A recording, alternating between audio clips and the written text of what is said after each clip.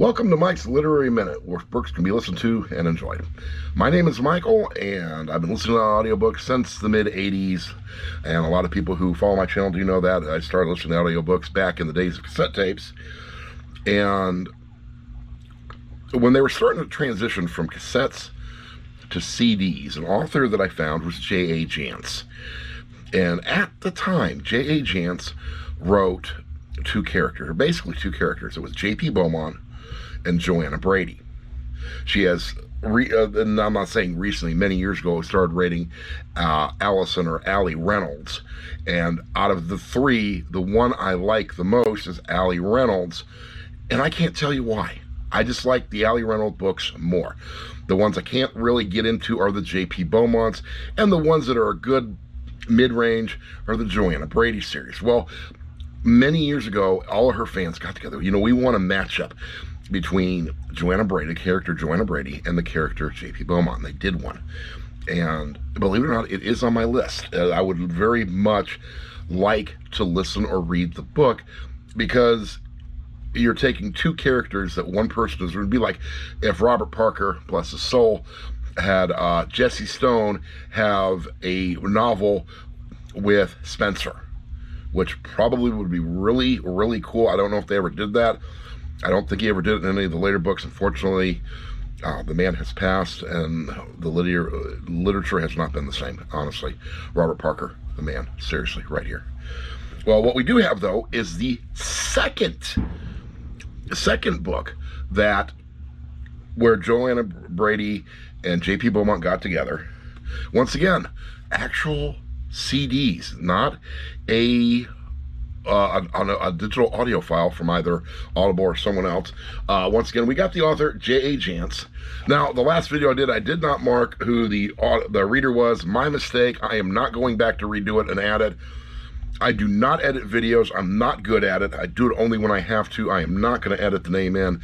I'll put it in the comment section. But this was performed by Hillary Huber and Erik Davies. Or Davies. Yeah, whatever. All right. Fire and Ice.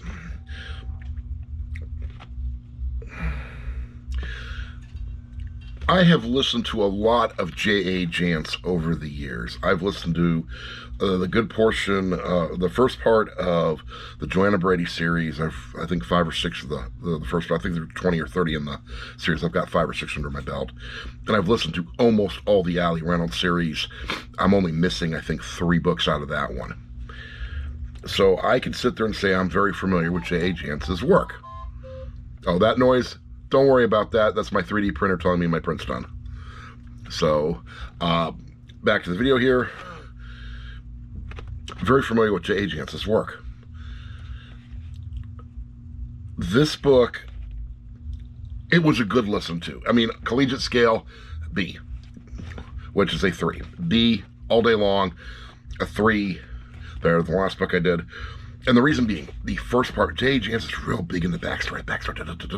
The setup is great. The setup is great. Then you bring the main character in, and the main character uses the setup and solves the crime, and yada yada. All right, in this one, the setup was spot on. Did a fantastic job on the setup. Did a fantastic job bringing in the characters. Seriously blew dead farm animals at the end, because it seemed like it's like, okay, we've got the setup, we got character A, got character B, everybody comes together. 1, 2, 3, done. It seemed like the ending was rushed. It really, honestly, I don't know, she was late to a beer drinking party or something. Hell, I don't know. All I know is the book gets a B for simple fact, it was good. Crash and burn on the ending, because it seemed like the ending was rushed. Don't rush the ending. Make it a longer book. This thing was 10.5 hours, 9 compact discs, unabridged. Of course, my favorite, unabridged. Once again, showing that, I'm looking at my phone, and so you can see it does 9 cassettes unabridged. Once again, this is a Goodwill find for $1.59.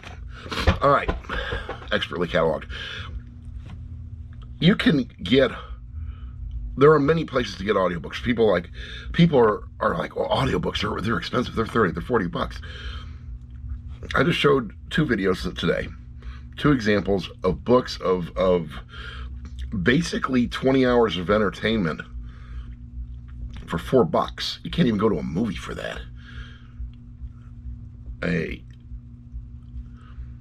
you can listen to them in most cars nowadays don't have CD players, but you can still convert CDs over into audio files, or you can just get the M4A files or the Apple files or whatever for a couple of bucks, and you can listen to them in the car.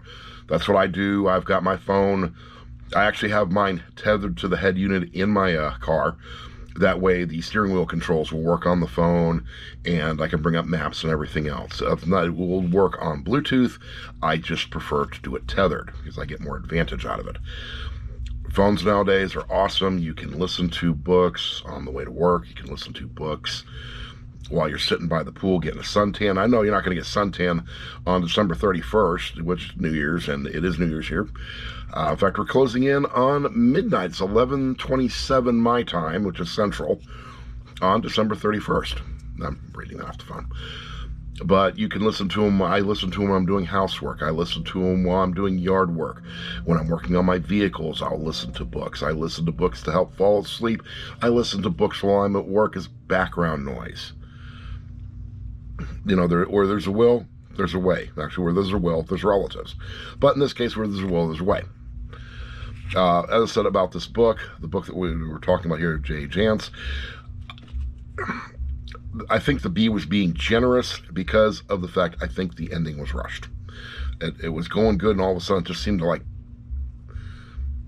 go triple speed, and you 1, 2, 3, and you're done. I'm like, I think I missed something here.